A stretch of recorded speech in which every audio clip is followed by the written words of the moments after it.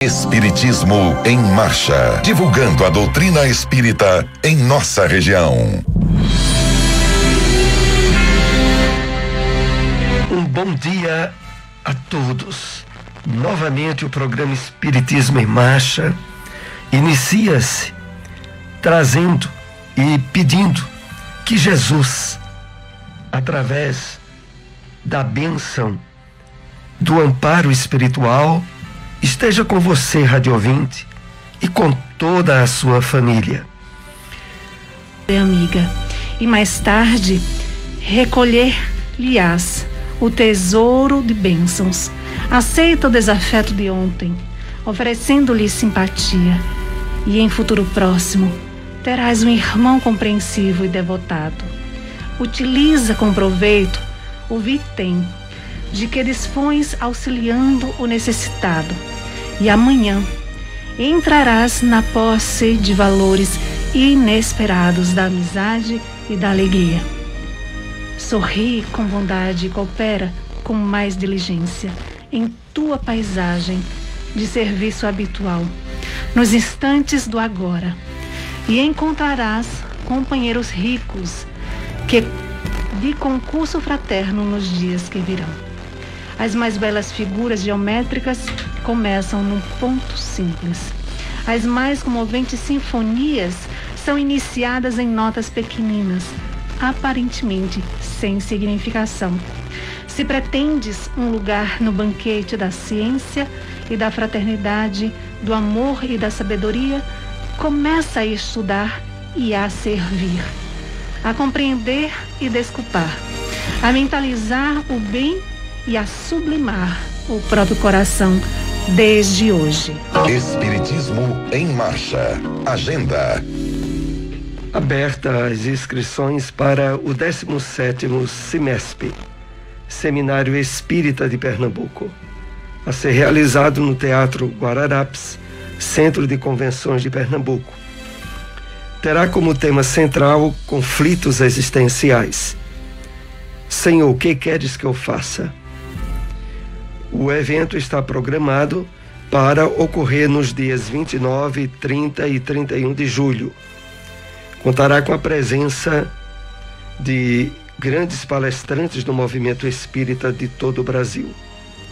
Divaldo Pereira Franco, Alberto Almeida, Haroldo Dutra, Rossandro Klinger, Simão Pedro, Denise Lino, Frederico Menezes, André Trigueiro. Os ingressos já se encontram à venda através da internet, através do site www.simpla.com.br, e os ingressos têm um prazo pela internet de vendas até o dia 31 de maio. O Evangelho segundo o Espiritismo. O Evangelho segundo o Espiritismo, capítulo 16. Não se pode servir a Deus e a Mamon. Emprego da riqueza, continuação. Mas dá com sabedoria. Não repilas o que se queixa, com receio de que te engane. Vai às origens do mal. Alivia primeiro, em seguida informa-te. E vê se o trabalho, os conselhos, mesmo a afeição, não serão mais eficazes do que a tua esmola. Difunde em torno de ti, como socorros materiais, o amor de Deus, o amor do trabalho, o amor do próximo. Coloca tuas riquezas sobre uma base que nunca lhes faltará e que te trará grandes lucros, a das boas obras. A riqueza da inteligência deves utilizá-la como a do ouro. Derrama em torno de ti os tesouros da instrução. Derrama sobre teus irmãos os tesouros do teu amor, e eles frutificarão. Quando considero a brevidade da vida, dolorosamente me impressiona a incessante preocupação de que é para vós objeto o bem-estar material, ao passo que tão pouca importância dais ao vosso aperfeiçoamento moral, a que pouco ou nenhum tempo consagrais, e que, no entanto, é o que importa para a eternidade. Dir-se-ia diante da atividade que desenvolveis, tratar-se de uma questão do mais alto interesse para a humanidade, quando não se trata, na maioria dos casos, senão de vos pordes em condições de satisfazer a necessidades exageradas, a vaidade, ou de vos entregardes a excessos. Que de penas, de amofinações, de tormentos, cada um se impõe, que de noites de insônia, para aumentar haveres muitas vezes mais que suficientes. Por cúmulo de cegueira, frequentemente se encontram pessoas escravizadas a penosos trabalhos, pelo amor imoderado da riqueza e dos gozos que ela proporcionam, e se vangloriam de viver uma existência dita de sacrifícios e de mérito, como se trabalhassem para os outros e não para si mesmas. Insensatos! Credes então realmente que vos serão levados em conta os cuidados e os esforços que despendeis, movidos pelo egoísmo, pela cupidez ou pelo orgulho, enquanto negligencias do vosso futuro, bem como dos deveres que a solidariedade fraterna impõe a todos os que gozam das vantagens da vida social? Unicamente no vosso corpo haveis pensado. Seu bem-estar, seus prazeres, foram o objeto exclusivo da vossa solicitude egoística. Por ele que morre, desprezastes o vosso espírito, que viverá sempre. Por isso mesmo, esse Senhor tão amimado e acariciado se tornou o vosso tirano. Ele manda sobre o vosso espírito, que se lhe constitui escravo. Seria essa a finalidade da existência que Deus vos outorgou? Sendo o homem o depositário, o administrador dos bens que Deus lhe pôs nas mãos, contas severas lhe serão pedidas do emprego que lhes haja ele dado, em virtude do seu livre-arbítrio. O mau uso consiste em os aplicar exclusivamente na sua satisfação pessoal. Bom é o uso, ao contrário, todas as vezes que deles resulta um bem qualquer para outrem. O merecimento de cada um está na proporção do sacrifício que se impõe a si mesmo. Onde encontrar uma instituição espírita? Seara Espírita Maria de Nazaré, localizado na Rua Sertânia, número 196, Boa Vista 2. Reuniões públicas, quartas e sábados, às 8 horas da noite. Centro Espírita Lar de Jesus, localizado na Terceira Travessa Clara Nunes, número 132, rua por trás do Colégio Jesuína, bairro São João da Escócia. Reuniões públicas, domingos e quartas, às 8 horas da noite. Espiritismo em Marcha, o livro dos Espíritos. Questão 742. Que é o que impele o homem à guerra? Resposta dos Espíritos. Predominância da natureza animal sobre a natureza espiritual e transbordamento das paixões. No estado de barbaria, os povos um só direito conhecem, o do mais forte. Por isso é que, para tais povos, o de guerra é um estado normal. À medida que o homem progride, menos frequente se torna a guerra, porque ele lhe evita as causas, fazendo-a com humildade, quando a sente necessária. O Espiritismo na Bíblia. Na segunda carta de Paulo aos Coríntios, capítulo 5, versículo 14, lemos: o amor do Cristo nos constrange. O Espírito Emmanuel, através da mediunidade de Francisco Cândido Xavier, nos escreve comentários sobre essa passagem na citação que faz parte desta obra. E ele assim nos escreve: quando Jesus encontra santuário no coração de um homem, modifica-se-lhe a marcha inteiramente. Não há mais lugar dentro dele para a adoração improdutiva, para a crença sem obras, para a fé inoperante. Algo de indefinível na terrestre linguagem transforma-lhe o espírito. Categoriza-o a massa comum por desajustado. Entretanto, o aprendiz do Evangelho, chegando a essa condição, sabe que o trabalhador divino, como que se lhe ocupa as profundidades do ser. Renova-se-lhe toda a conceituação da existência. O que ontem era prazer, hoje é ídolo quebrado. O que representava meta a atingir é roteiro errado, que ele deixa ao abandono. Torna-se criatura fácil de contentar, mas muito difícil de agradar.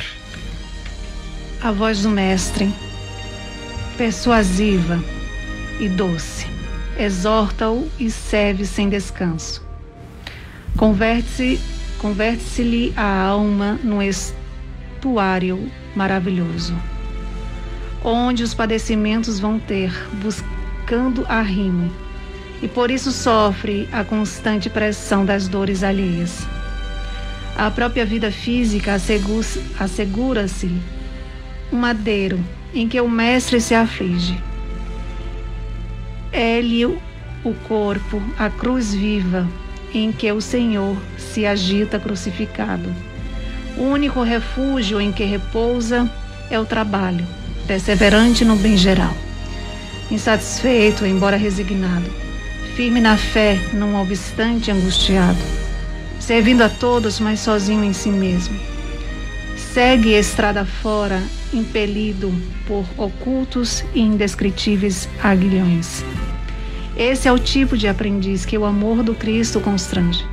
Na feliz expressão de Paulo, vergaste-o a luz celeste por dentro até que abandone as zonas inferiores em definitivo. Para o mundo será inadaptado e louco. Para Jesus é o vaso das bênçãos. A flor é uma linda promessa onde se encontre. O fruto maduro, porém, é o alimento para hoje. Felizes daqueles que espalham a esperança, mas bem-aventurados sejam os seguidores do Cristo, que suam e padecem dia a dia, para que seus irmãos se reconfortem e se alimentem no Senhor. Onde encontrar uma instituição espírita? União Espírita Vinha de Luz, localizado na Rua Boa Viagem, número 70, bairro Petrópolis. Reuniões públicas, sábados e quartas, às 8 horas da noite. Casa Chico Xavier, localizado na Rua João Soares de Lira, número 1563, bairro Divinópolis. Reuniões públicas, sábados, às 3 horas da tarde e nas segundas, às 8 horas da noite. Espiritismo em Marcha. Apresentação: Soares e Silmara. Então, estamos aqui com você, rádio ouvinte, nesse espaço de perguntas e respostas, para aprofundarmos o conteúdo das informações tratadas no programa desta manhã. Novamente renovando a atenção para esse grande evento que ocorrerá em nosso estado, que é o 17º Semesp.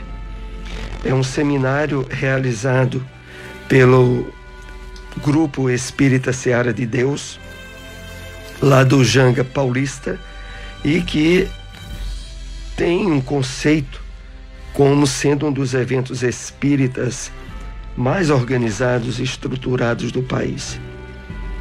E como vocês ouviram no início do programa, terá a presença de grandes palestrantes e divulgadores do movimento espírita. Citamos aí Divaldo Franco, Alberto Almeida, Haroldo Dutra, dentre outros, todos eles muito conhecidos na divulgação da doutrina. As inscrições para o evento estão pela internet, a princípio, até o final desse mês de maio. E é pelo site www.simpla.com.br. O Simpla, o I é com Y, não é um I, é um Y. Bom, vamos para a primeira questão com os temas que abordamos nessa manhã. De que são constituídas as informações vivas de onde procedemos? As informações vivas. Emmanuel faz uma referência a isso na mensagem Filhos da Luz, que foi a mensagem de abertura do programa. E ele nos diz que elas são constituídas da zona mental de que procedemos. E os atos, palavras e pensamentos são os componentes que a constituem. Vamos refletir aqui um pouco mais sobre essa questão. A doutrina espírita, diferente, distinta da maioria das doutrinas evangélicas propriamente, e que no Brasil tem uma diversidade muito grande, há uma característica que é marcante na doutrina espírita, é o cuidado e a atenção que nós somos chamados sobre o nosso comportamento, sobre os nossos hábitos mentais, sobre aquilo que durante a nossa encarnação é a interação constante do nosso espírito com o meio material. Essa interação vai se dando e se solidificando através de palavras, de pensamentos e de atos. E é por isso que aqui Emmanuel chama tanto a atenção sobre isso. Porque é na composição desses elementos que se estrutura o que ele chama de informações vivas. Reflitamos bem. A palavra vivas é porque, através das energias, das vibrações que estão associadas ao que a gente pensa, ao que a gente sente, ao que a gente faz, nós temos uma atuação viva, real, tanto no mundo material quanto no mundo espiritual. Porque há uma interação constante, há uma coparticipação em tudo que a gente faz e vive no corpo físico, com os espíritos que estão sempre ao nosso lado e interagem conosco constantemente. E é por isso que essas informações, elas são vivas, elas atuam, elas têm uma consequência. E em relação a isso, Emmanuel prossegue dizendo-nos o seguinte: o procedimento dos filhos da luz. E na lista de atitudes que devem ser motivo de vivência por parte de cada um de nós, ele diz: beneficia a todos sem distinção, afasta as sombras sem alarde. As sombras aqui, que tem o seu sentido figurado, são todas as interações que o homem pode ter com as energias negativas ou contrárias às leis divinas. Então ele afasta as sombras sem alarde, ou seja, faz o bem afastando sombras sem divulgar de forma explícita, sem alarde, aquilo que na verdade é um trabalho de profunda espiritualização. Espalha alegria e renovação constantes. É assim que devem estar caracterizados aquilo que a gente pensa, faz, age no mundo material. É nesse sentido que são tão importantes a nossa atenção na constituição dessas informações vivas. Vamos então para mais uma questão com os temas que abordamos nessa manhã. O mundo, não obstante, a lei do progresso vive na iminência de uma guerra mundial. Por que isso ainda acontece? Na questão 742 do livro dos Espíritos, que vimos nessa manhã, os Espíritos respondendo à questão o que é que impele, o que é que motiva o homem à guerra, inicia dizendo: predominância da natureza animal sobre a natureza espiritual e transbordamento das paixões.